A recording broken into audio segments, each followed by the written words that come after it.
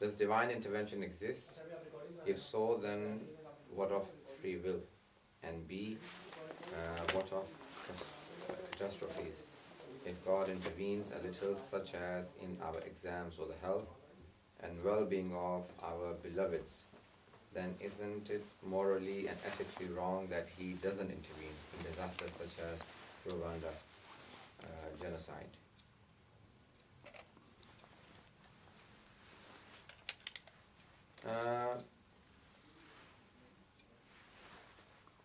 We have to look at two things here: divine intervention.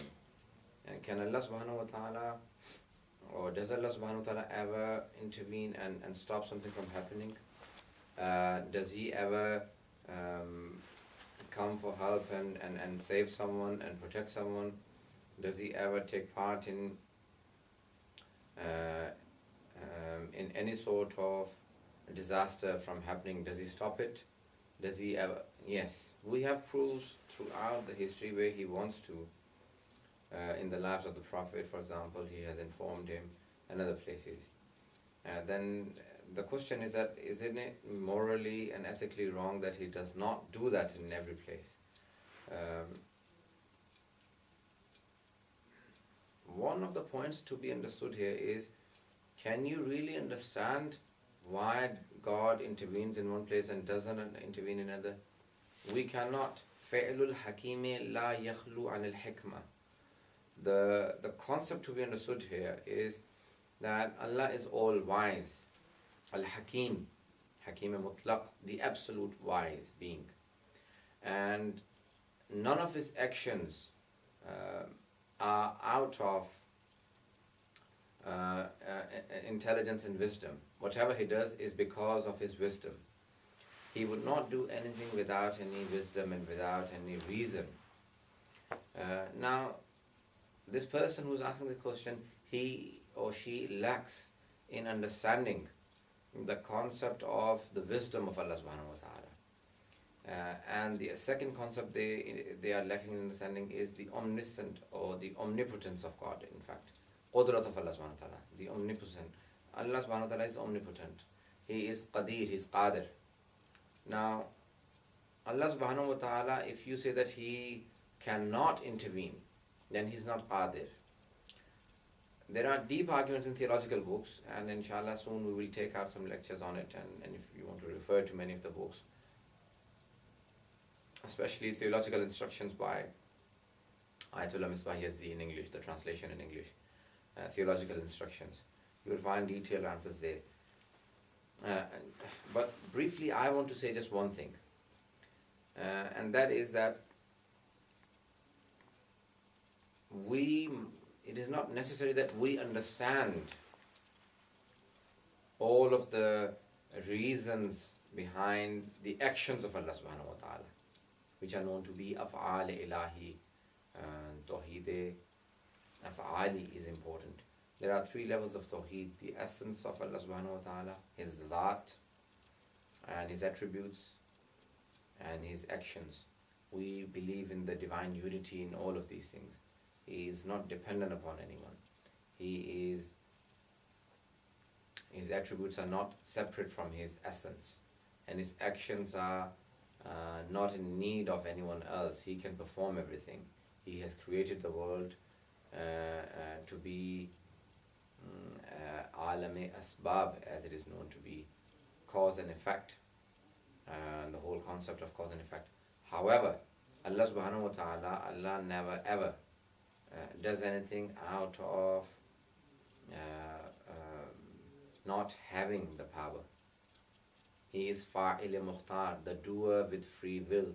He is not compelled to do anything. The compulsion to do something would be like fire giving heat. You cannot imagine fire without heat. Wherever there is fire, there will be heat. So the fire gives heat. It is a compulsion. The two go hand in hand together. The heat always comes out of fire. Allah is not compelled to do anything. He does everything with free will. With all of these things are with free will. None of them are with compulsion. Now, someone who does everything with free will, he understand things as no one understands. If you look at microscopic view, and then you have a view, an overview of something, the two views are different. We have an overview of things, and then we are deciding and discussing certain things with a microscopic view. We will not understand the microscopic view because we only have an overview of things. And as a person does not fully understand those surroundings around him, and the mishaps and the catastrophes that are happening around him, they do not understand the reason of Allah subhanahu wa ta'ala doing what He is doing in that. One thing to be understood is that Allah subhanahu wa ta'ala in the Holy Quran says, ظَهَرَ الْفَسَادُ فِي الْبَرِّ وَالْبَحْرِ بِمَا كَسَبَتْ أَيْدِي النَّاسِ. The corruption that appears on earth and in the oceans is only to the is only and only because of the doing of man. It is the man who has caused the corruption on the earth and also in the oceans. It is the doing of the man. We do something. For example, if I get up and break the lights in this room, then it will not be only I who will suffer from darkness. It will be everyone in this room who will suffer from darkness. Everyone will suffer from darkness. So therefore, the results of those, the consequences of those sins and bad doings of man. Some people go around doing certain things, for example, certain weapons they make and certain things they do with the ocean. And Allah subhanahu wa ta'ala says, every corruption appears because of man. He has done something to cause everything. None of the other animals do anything against the nature. None of the other birds or animals or other creations do anything. Creatures do not do anything against the environment. It is man who causes this corruption, Allah subhanahu wa ta'ala says. So some of us go and cause that corruption. Now there is a tradition by the Holy Prophet that says that many times you will see floods, tsunamis. These are signs of the courts not providing justice. When people do not meet with justice, and these things appear, the floods and droughts, and so those people, none of them are giving. There is no social justice and there is no individual justice. Social justice is when no one treats each other with justice, and the courts do not provide justice. And individual justice is when I am not just to myself and not to the environment, not to my family. No. So individual justice, and each individual makes a society. So there is, when there is lack of justice, and the floods and tsunamis and droughts, the problems with the water appear. And when there is adultery and fornication increasing, then earthquakes happen more often.